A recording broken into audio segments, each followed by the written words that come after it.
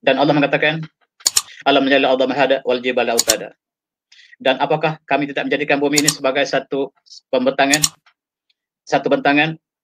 dan wal jibala autada, dan gunung kami jadikan sebagai pasak, sebagai paku bumi. Dan itulah autad, ialah kalau kita pasang kemah dan kayu yang pacang ke bumi ini kita panggil autad, watad. Dan Allah menggambarkan wal jibala autada. Dan Allah kami menjadikan gunung ganang sebagai paksi, sebagai pasak dan sebagainya. Dan inilah yang menimbulkan kajian mereka. Bagaimanakah kejadian langit dan bumi, gunung dan bukit, lembah dan lautan. Dan inilah yang menimbulkan persoalan-persoalan untuk mereka yang mengkaji secara mendalam, berfikir secara mendalam. Dan lihatlah gunung yang berbatu-batu. Tiba-tiba air datang mencurah-mencurah daripada puncaknya. Ini ialah gambar air terjun yang tertinggi dunia. Yang airnya entah daripada mana, datang mencurah-curah di atas puncak gunung. Dan kita lihat air terjun ke bawah, kata saintis barat, kerana graviti. Bagaimanakah air daripada bumi boleh naik ke atas puncak gunung sebelum dia terjun ke bawah? Dan inilah pemikiran untuk mereka yang berfikir secara mendalam. Dan akhirnya kita akan berakhir dengan Rabbana ma khalaqta hadza batila subhanaka qina adzabannar.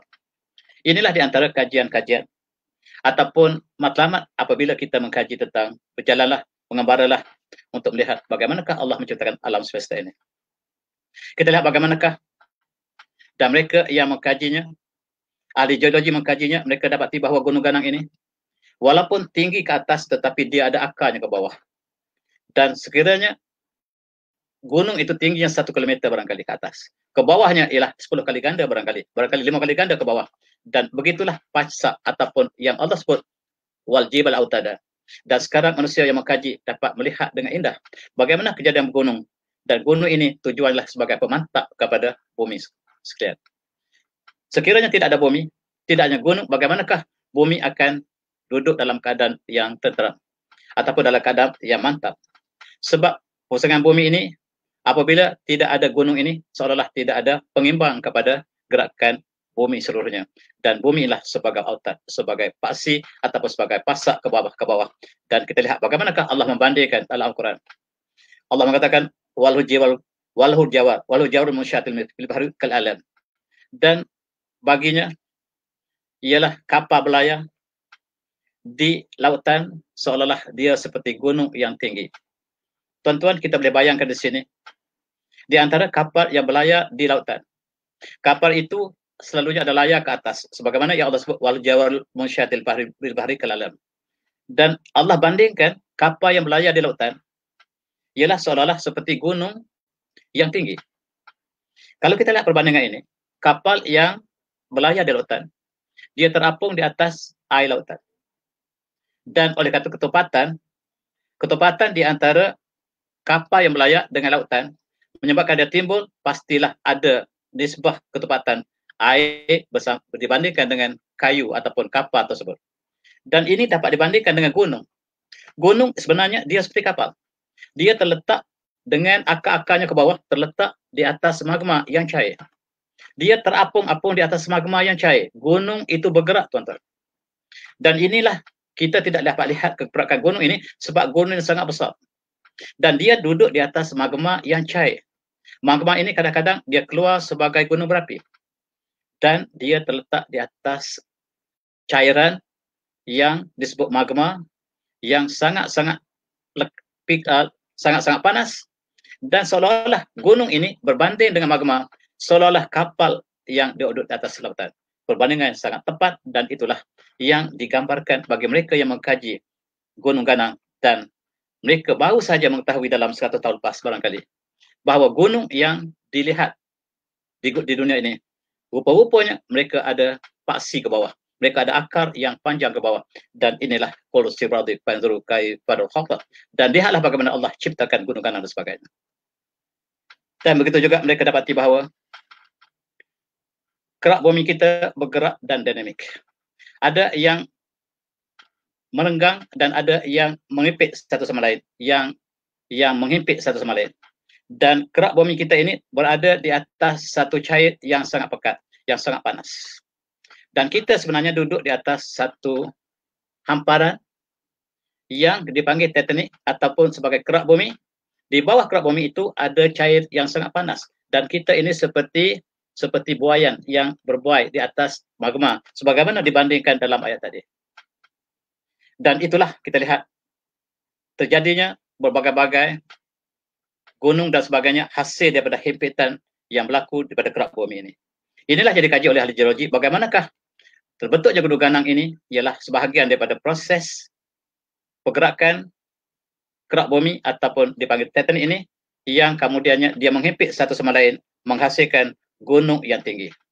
Ataupun dia akan meregang atas satu sama lain ataupun dia akan bertindih atas satu sama lain. Semuanya menjadi fenomena yang kita saksikan sepanjang zaman melalui gerakan bumi, gunung berapi, gempa bumi dan sebagainya.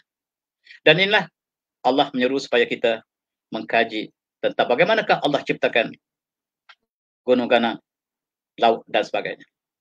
Dan kita lihat salah satu contoh sebagaimana yang ahli geologi telah melakukan kajian. Kita hanyalah menyebut kembali apa yang mereka kaji. Mereka mengatakan bahawa Gunung Everest, gunung yang tertinggi dunia ini, hasil daripada himpitan benua India ini asalnya di tengah lautan Hindi. Dan dia dihimpit, menghimpit ke benua Asia, akhirnya dia telah menaikkan Gunung Everest ini kerana proses himpitan tersebut. Dan dapat kita gambarkan seperti ini. Bahawa benua India yang berada dalam lautan Hindi ini, dia akan menghimpiti benua Asia dan menyebabkan timbulnya satu gunung ataupun bajaran gunung yang disebut Gunung Himalaya ini ialah proses daripada collide ataupun collision ataupun colliding daripada plate ataupun plate ini ialah tektonik ataupun kerak bumi yang kita sebutkan tadi dalam bahasa mudah. Dan itulah sebagaimana Allah ciptakan gunung ganang. Allah mengatakan dia menciptakan gunung ganang dan sebagainya. Tujuannya lah untuk mantapkan bumi ini. Dan kita lihat bagaimanakah hari ini mereka mengkaji, tapi bukan kita. Mereka yang mengkaji. Mereka mengkaji asalnya bagaimanakah keadaan gunung ganang. Dan di antara pandangan mereka ialah kerana proses yang berlaku di situ. Dalam konteks mereka menghimpit antara sama lain dan sebahagiannya akan meninggi ke atas dan itulah sebahagian daripada kejadian gunung yang cukup indah. Dan ini dapat disaksikan oleh mereka yang mengkaji. Dan kalian lihat bagaimanakah rupa bumi yang berbatu-batu ini, kita lihat bagaimanakah susunan strata bumi ini yang bertindih atas sama lain ataupun yang bengkok-bengkok ini menunjukkan dia pernah melalui satu proses himpitan yang menyebabkan adanya timbulnya tempat tinggi dan tempat rendah. Dan ini setelah kejadian gunung ada hubungan dengan peristiwa ini. Begitu juga gambar ini menggambarkan sebahagian daripada proses yang terjadi satu masa yang lampau. Dan ahli geologi, ahli arkeologi, ahli yang mengkaji tentang bumi, mereka sama-sama mengkaji strata bumi ini dan ini menggambarkan satu peristiwa yang pernah berlaku kepada bumi pada satu masa dulu. Dan berapakah usianya? Bilakah perayaan berlaku? Dan itulah mereka mengkaji tentang usia batu batan yang ada yang ditemui di seluruh dunia. Dan mereka mengkaji dari konteks dalam konteks radioaktif yang bertukar daripada satu unsur pada satu unsur dan masa ini yang diambil untuk menukar pada unsur pada satu unsur ini dapat diukur dengan apa yang mereka sebut sebagai half-life ataupun bagaimanakah satu kuantiti ini dia akan mereput dan separuh daripada kuantiti asal ini mengambil masa yang tertentu. Berdasarkan pada hukum itulah mereka dapat mengukur berapakah usia batu batan yang terdapat di banjaran gunung di dunia ini. Tuan-tuan yang hormati, bukan saja proses himpitan tetapi proses renggangan menyebabkan kita lihat kadang-kadang satu lurah yang terjadi sangat besar, sama ada yang kita saksikan di jalan raya ataupun di mana-mana. Ini juga merupakan proses yang berlaku bahawa bumi kita ini sangat damai.